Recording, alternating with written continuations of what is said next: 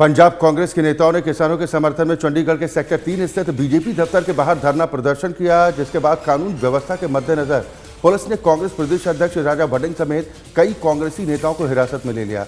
BJP दफ्तर के बाहर राजा वड़िंग की अगुवाई में कांग्रेस का प्रदर्शन चल रहा था, जिसमें भारत भूषण आशु, राजेंद्र कौर भट्टल समेत कई नेता शामिल थे, जिन्हें पुलिस ने हिरासत में ले लिया।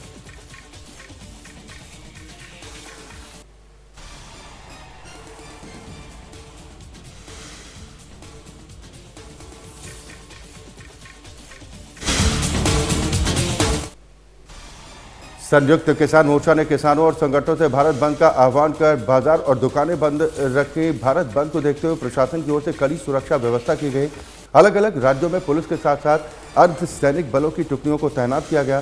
किसान आंदोलन के बीच किसानों के भारत बंद को देखते हुए पंजाब, हरियाणा और यूपी में सुरक्षा व्यवस्था बेहद कड़ी थी। भारत बंद के बाद 17 फरवरी को पंजाब, हरियाणा, उत्तराखंड और यूपी के प्रतिनिधियों की बैठक सिसौली में बुलाई गई। यहीं पर भविष्य के लिए आंदोलन पर फैसला लिया जाएगा।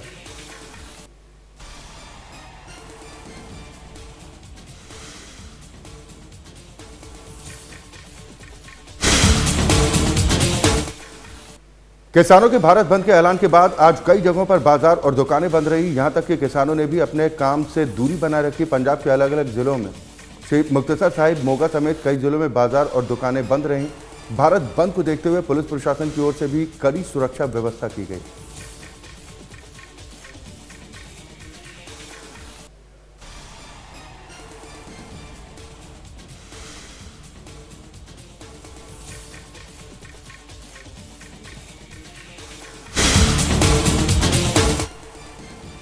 संयुक्त किसान मोर्चा की ओर से भारत बंद का आह्वान किया गया था, जिसका मिला जुला असर देखने को मिला। लुधियाना में भी भारत बंद का असर देखने को मिला। भारतीय किसान यूनियन झरौरी ने भी लाडोवाल टोल प्लाजा पर धरना दिया और टोल प्लाजा को फ्री करवा दिया। लुधियाना के किसानों ने भी भारत बंद का समर्थन किया और कहा कि किसानों की मांगों को जल्द पूरा किया जाए, नहीं तो आंदोलन को और भी तेज किया जाएगा।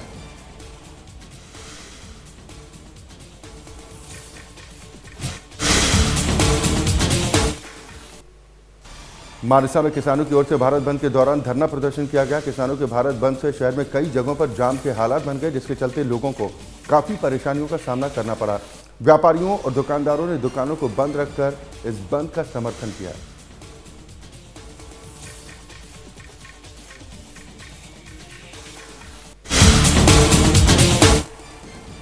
किसानों के भारत बंद का असर श्री आनंदपुर साहिब में भी देखने को मिला। यहां पर भारत बंद के ऐलान के तहत बाजार पूरी तरह से बंद किए गए। बता दें, अपनी मांगों को लेकर संयुक्त किसान मोर्चा और ट्रेड यूनियन की ओर से भारत बंद की कॉल दी गई थी, जिसके समर्थन में दुकानें और बाजारों को बंद रखा गया।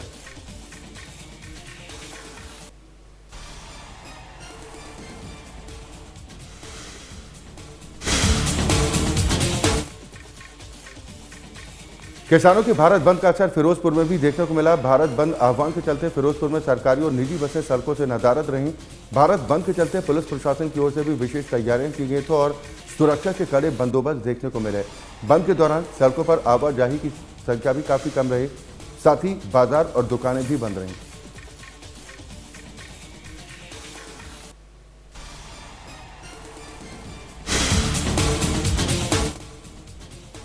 किसान संगठनों की ओर से बुलाए गए भारत बंद का असर भटिंडा में भी देखा गया। इस दौरान भटिंडा में निजी बस ऑपरेटर्स ने बंद का समर्थन करते हुए सड़कों से दूरी बनाई। पंजाब की सड़कों पर निजी बसों के दूर रहने की वजह से यात्रियों को काफी परेशानियां उठानी पड़ रही।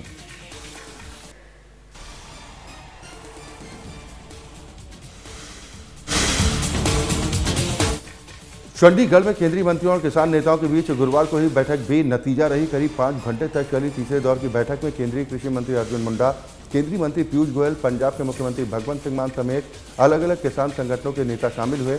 इस बैठक में किसान और सरकार के बीच कई मुद्दों पर सहमति बनी, लेकिन किसान नेता सभी फसलों पर MSP की मांग पर अड़े रहे, जिस पर सरकार और किसानों के बीच सहमति नहीं बन पाई।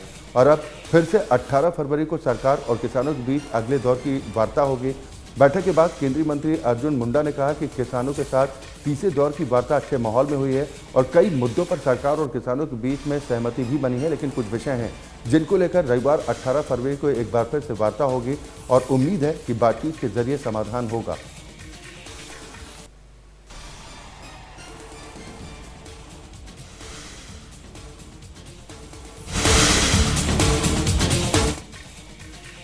गिद्दड़बाहा के मुख्य चौक चौराहों और सड़कों पर सीसीटीवी लगाने का काम शुरू कर दिया गया है। जिला योजना बोर्ड के चेयरमैन सुखजिंदर सिंह कवनी ने इस कार्य का उद्घाटन किया। उन्होंने कहा कि इससे शहर की सुरक्षा व्यवस्था में सुधार होगा और इन कैमरों से पुलिस को शरारती तत्वों पर काबू पाने में काफ़ी मदद भी मिलेगी।